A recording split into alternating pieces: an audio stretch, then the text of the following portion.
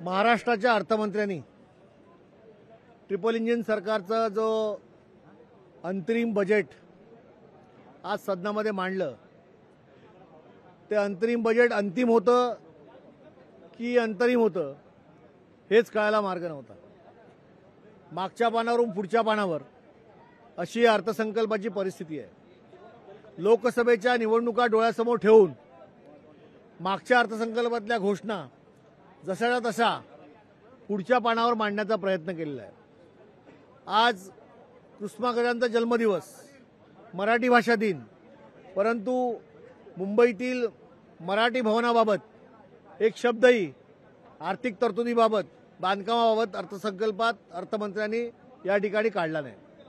नाना शंकरशेठ जे मुंबईचे आद्य विकासक, त्यांच्या स्मारकाला पैसे देण्याची मागणी मुंबईकर करतायत, त्याबद्दल अर्थसंकल्पात कोणतीही तरतूद नाही। केवळ पोकळ घोषणांचा हा अर्थसंकल्प आहे असंच या अर्थसंकल्पाचं वर्णन केलं जाईल आणि निवडणुका डोळ्यासमोर ठेवून या पोकळ घोषणा केलेल्या आहेत, याच्याबद्दल कुठची अंमलबजावणी होणार नाही असंच या अर्थसंकल्पातून पुढे महाराष्ट्र जनतेला फलित मिळेल।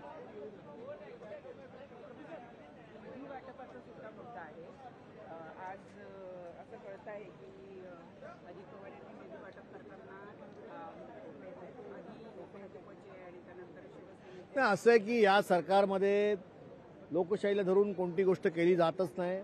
यामुळे केवळ सत्ता पक्षाचे आमदार आहेत त्यांनाच निधी दिला जातो, विरोधी पक्षाच्या आमदारांना त्या ठिकाणी डावललं जातं। किंबहुना विरोधी पक्षाच्या आमदारांना लोकशाहीमध्ये मतदान करून मतदारांनी निवडून दिलंय हेच हे सत्ता पक्षाचे लोक विसरले आहेत। आणि मला असं वाटतं की याच्या सगळ्याची परिणती निवडणुकीमध्ये या महाराष्ट्र जनता यांना शिकवेल। आजच्याही अर्थसंकल्पात केवळ निवडणूक डोळ्यासमोर ठेवून पोकळ घोषणा आहेत। मागच्या पानावरून पुढच्या पानावर जायचं, घोषणा करायच्या आणि महाराष्ट्राच्या जनतेला फसवणूक करायची, असाच हा अर्थसंकल्प आहे।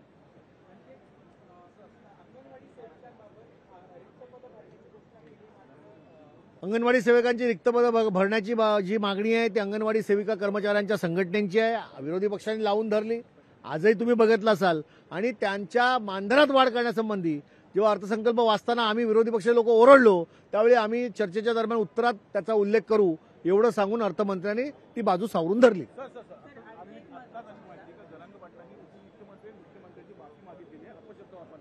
मी ऐकलेलं नाही, त्यामुळे आता मी याच्यावरती वक्तव्य करणं योग्य ठरणार।